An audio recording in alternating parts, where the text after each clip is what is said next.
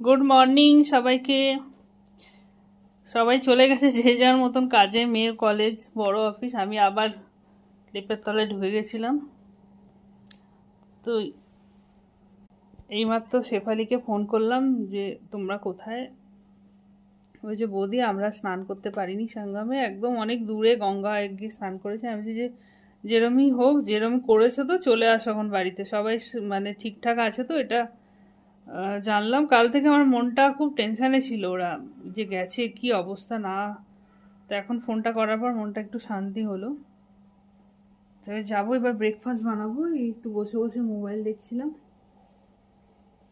Breakfast বানাবো কি, রুটি বানানো আছে, তরকারিও আছে, চাটা গরম করবো,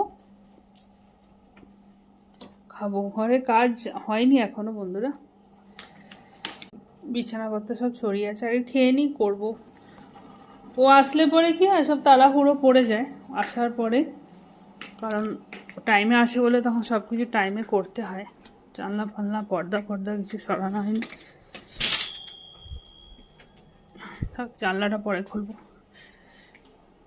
রুটি, আর সকালেই রুটিটা করে রেখেছি, চাটা গরম করবো, ব্যাস খেয়ে নেবো। কাজে লাগতে হবে তারপরে।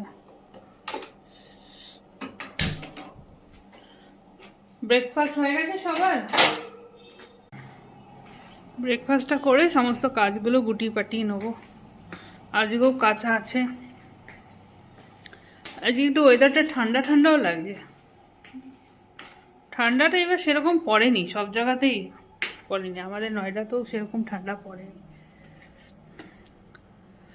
চলো খেয়ে আবার আসছি, কি বানাবো না বানাবো তোমাদের দেখাবো।